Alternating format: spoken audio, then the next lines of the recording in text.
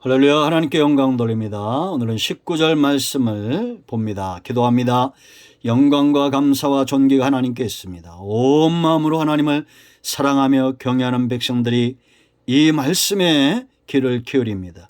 출애굽기의 말씀들을 열어주시고 하나님께 속한 자, 세상에서 나와 하나님께 속하여 그 사명을 감당하는 백성들 되게 하옵소서. 종을 낮추시고 겸손하게 하시고 오직 말씀의 도구로만 쓰임받기를 원합니다. 사단은 악한 괴계로 주의 백성들을 대적하나 하나님 편에 서서 하나님을 경외하며 두려워할 줄 알고 하나님께 쓰임받는 삶을 살기를 원합니다. 오늘도 말씀하실 하나님을 찬양합니다. 하나님의 지혜와 능력으로 이 말씀의 깊은 것들을 열어주시기를 원합니다. 예수님의 이름으로 사모하며 축복하며 기도합니다. 아멘. 자, 15절로 22절 말씀 읽어보시고요. 오늘은 19절 말씀 보겠습니다. 산퍼가 바로에게 대포되 히브리 여인은 애굽 여인과 같지 아니하고 건장하여 산파가 그를 이르기 전에 해산하였나이다 하매. 아멘. 자, 여러분, 우리가 어제 하나님의 승리에 대해서 살펴봤습니다. 역사적으로 하나님은 한 번도 악한 사단과 세상에 지신 적이 없습니다. 우리는 그것을 성경의 역사와 교회의 역사를 통해서 봅니다. 그러므로 우리 모두는 바로보다 하나님을 더 두려워했던 산파들처럼 하나님 편에 서서 생명을 살리는 일에 쓰임 받아야 될 줄로 믿습니다. 그러기 위해서 우리가 적을 알아야 됩니다. 적을 알아야 백전백승 할 수 있습니다. 사단의 악한 괴가 있습니다. 우리가 먼저 할 것은 사단은 반드시 피한다라는 겁니다. 일시적으로 성공할 것 같지만 아이를 죽이는 일도 일시적인 것입니다. 이스라엘을 애굽에서 붙들어 놓는 것도 일시적이죠. 반드시 그 나라와 사단의 역사는 망한다. 망하는 길로 가고 있다라는 겁니다.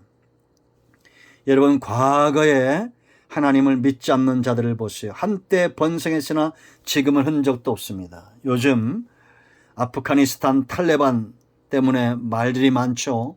저들이 미국을 이겼다고 막 떠들어댑니다. 그러나 여러분, 저들이 믿는 신이 저들이 믿는 것이 사단에게 속한 종교가 아니라면 과연 저렇게 사람들을 죽이고 학대하겠습니까? 사단에게 속한 종교이기 때문에 여인들을 박해하고 아이들을 죽이고 수없는 사람들을 살상하잖아요. 그러나 저 악한 괴계는 반드시 패하게 되어 있습니다. 패할 수밖에 없는 사단의 전략을 보십시오. 이들은 첫째는 뭐냐? 사단은 절대 포기하지 않습니다. 첫 번째 전략이 실패하죠. 고역을 시키고 학대를 더 강하게 하고 성을 쌓게 하고, 그러나 학대를 받을수록 더 번성합니다. 그러나 여러분, 이제는 또 다른 방법을 씁니다. 산파들을 미혹해서 죽이게 하죠. 일제치하 6.25 때 기독교는 부흥했습니다. 학대 속에서 강했습니다. 그러나 여러분, 사단은 실패했지만 끊임없이 앞으로 주님 오신 그날까지 악한 괴계로, 때로는 강하게, 때로는 간계로 그렇게 대적할 겁니다. 새처럼 날아와서 말씀을 가져간다 그랬죠.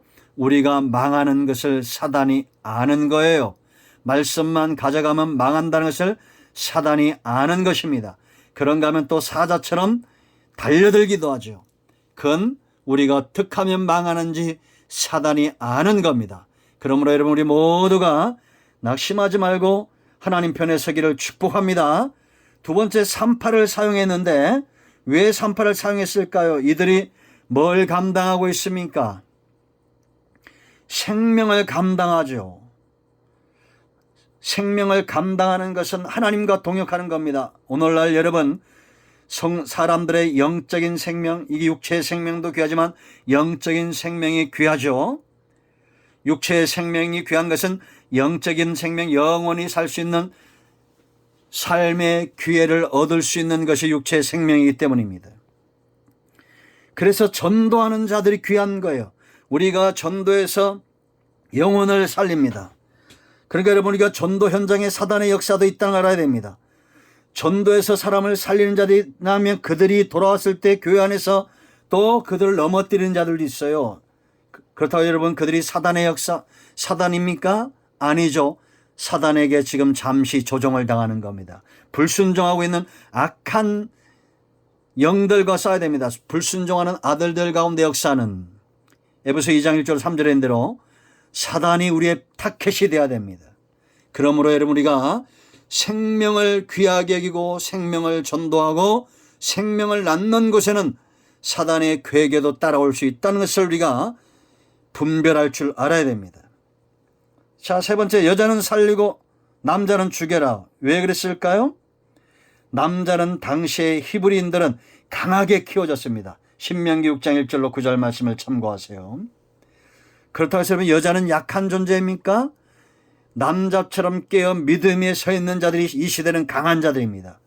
그러므로 여러분 사탄은 믿음이 강한 자들, 하나님 편의 선자들, 이런 자들을 타켓으로 삼는다라는 겁니다. 여자든지 남자든지 우리가 여러분 기도하려고 해보세요. 말씀을 사모하려고 해보세요. 예배에 대한 작정을 해보세요. 헌금에 대한 헌신에 대한 작정을 하려고 해보세요. 사탄은 그들을 공격하는 것은 너무나 당연한 것입니다.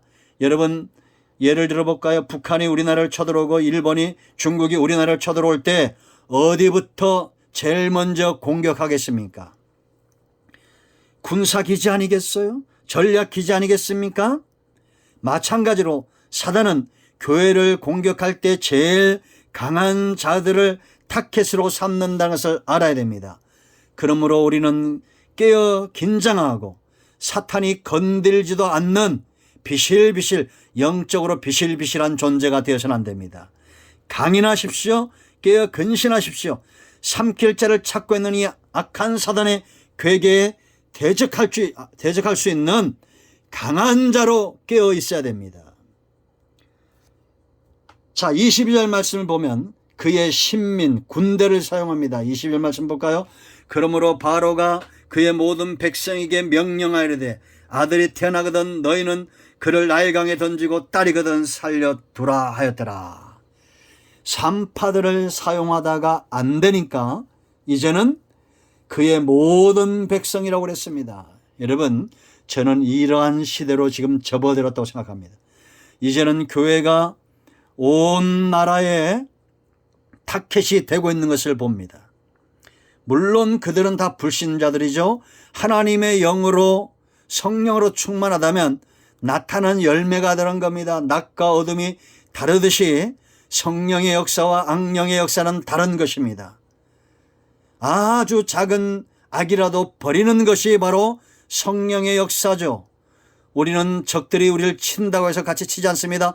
나를 찌른다고 해서 같이 찌르지 않습니다. 십자가에서 내가 죽더라도 기꺼이 영혼을 살리는 일에 내 몸과 수고를 아끼지 않고 내어놓는 것입니다. 이것이 하나님의 방법이죠. 그러나 사단은 죽이는 자들입니다. 강한 교회를 타켓으로 삼고 믿음이 강한 자들을 끊임없이 죽이기 위해서 세력을 규합하는 거예요. 모든 백성이라고 그랬습니다. 여러분 지금 탈레반 보세요. 그것이 사단의 역사 제가 말씀드렸죠. 이런 자들이 결국 어디를 박해합니까? 하나님을 대적하죠. 복음적인 교회들을 대적하죠. 예수 그리스도의 이름으로 모이는 자들을 대적합니다. 그러므로 여러분 우리는 이걸 잘 분별해야 합니다. 결론을 말씀드리면 반드시 이런 사단의 괴계는 진다라는 겁니다. 하나님은 승리하신다라는 겁니다. 그러면 이제 우리는 어떻게 해야 될까요? 산파들의 삶에서 하나님 편의 선자들의 삶의 비결을 배웁니다. 오늘은 여기까지 합니다. 기도합니다. 하나님 이 말씀대로 되기를 원합니다. 우리가 악한 괴계로 교회를 공격하고 믿음의 강한 자들을 공격하는 사단에게 속지 않게 하시고 하나님 편에 서게 하옵소서.